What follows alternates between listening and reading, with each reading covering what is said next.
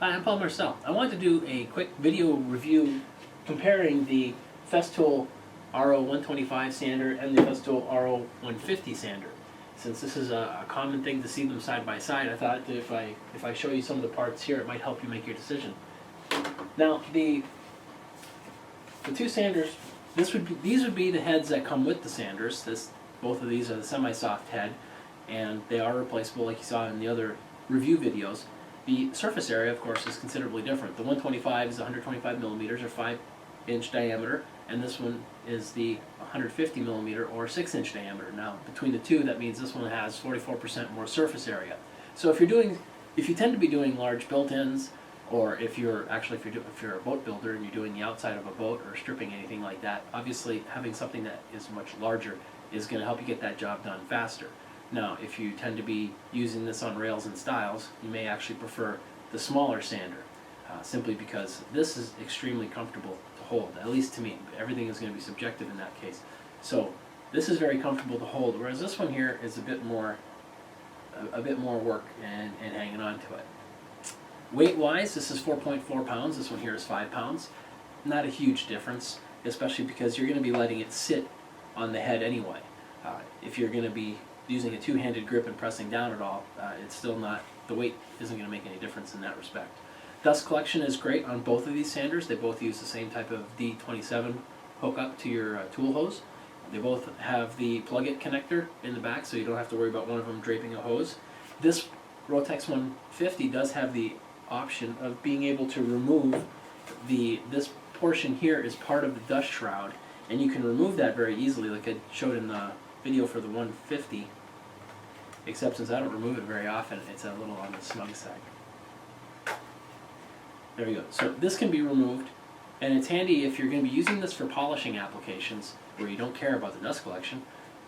It's nice that you can get it out of the way, which might let you get at, say, if you're going and doing a concave surface, this might help you get into that concave surface a little bit easier, although the larger size pad is going to limit the radius that you can do, so there's a trade-off there. Now, the sanders, as far as strength, this one here is a 500 watt sander, the 125, whereas this one here is a 700 watt sander. It's got a swing around, a larger pad, and obviously there's going to be more friction involved, so between the two, they're probably comparable as far as what you're going to be able to do with them. The speed, this one here in disc mode is able to go 300 to 600 RPM. This one here is able to go 330 to 640 RPM. Which actually is fairly significant of a difference. Let's consider why. Even if you were to consider it both at 600 RPM at the top speed, this one here is a 2.5-inch radius, whereas this is a 3-inch radius. So the linear speed of the outside is going to be considerably faster on this 150. Now, whether that means much to you or not is another story. If you're going to be using an abrasive, you're going to generate heat faster, so you are going to want to move faster, but then again you should be able to take the material off a little bit quicker with this 150. So overall that works in your favor. Now they both have eccentric action in the disc mode, so that means that you're not going to get concentric circles in a scratch pattern. It's a little easier to go from disc mode to random orbit mode with both of these because of the eccentric motion in disc mode. When you're in the random orbit mode, and both of them have just a simple flip switch on the top of the head for switching between those two, then you get true random orbit sanding mode with eccentricity, and they both perform equally well in that function. They both are variable speed. They both have the interchangeable heads. The selection of heads between these two is basically identical. So this one here is a semi-soft pad.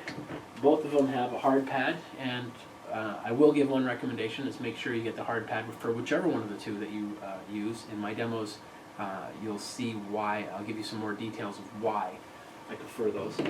Both have an edge protector that you can snap onto the front of it so that when you go up near the side of a case, you're not going to be digging into the case with the edge of the paper, which protects the paper and protects the case. Now, the 150 only comes with some additional handles, and in that review you would see me using them. One of them is a side handle, very similar to what you would have on a side angle grinder, and then the other one is this alternate handle which snaps on the front just like the edge protector would, but gives you it gives you a grip like this across the sander. I find that this is a very, very comfortable grip, especially for long-term use. And if you're up on the side of something, I also find that it would be handier than trying to muscle it with one hand or trying to get this flat in a triangle shape. They both come in a Systainer. The Systainer for the 125 is only a Sys 2. The Systainer for the 150 is a 3 since it's a larger sander. There's room inside for the abrasives. Both of these sanders have had in the past promo packs for the sandpaper. This one here is my promo pack for the 150. I never did get one for the 125. So you get a variety of grits from 50 up to 400 in this pack, at least for the 150, along with another sample pack. It works out that it's a little cheaper than buying the papers individually, plus you end up more or less getting a Systainer thrown in for free. I prefer it because it's nice now that I have all the papers. The 125 has a similar set, and those are still available if you do a little bit of digging. Some dealers have some hiding on a shelf somewhere. While this isn't directly related to the 150 versus 125, there's always, whenever you're using a sander or anything that takes abrasives, it's good to try limiting the number of abrasives that you buy. Now, in my case, because I have these two, I'm a little stuck sometimes buying 5-inch and 6-inch medium. Because I bought that larger assortment Systainer for the 6-inch, I'm pretty much set for that. But the 125, I end up having to buy papers for occasionally. If you can try sticking to the same size papers for a number of sanders or products, at least then it limits what you got to stock up on. Now, the papers for the 150 happen to fit, if you've seen the Festool sanding block promo item, they have two blocks inside that take the 150 paper on there. They just snap on there. It's really quick to put on and off, which is why I like it. They have one of them that's soft, one of them that's hard. Then the other one is a square pad that takes the LS 130 or RTS 400 papers. But it's nice to be able to use the papers from the 150 on here. I find that handy. Whether or not that's a big deal for you is a whole other matter. Now, between the two, I do find that this is a very light sander that's very, very well balanced. This one here, because it's a little bit heftier, it isn't the weight that's an issue. It's just that it's a bigger sander to be lugging around. So it depends on what the size of the project that you're working on. So take all those into account when you're making your decisions. One other specification between these two sanders is the stroke size.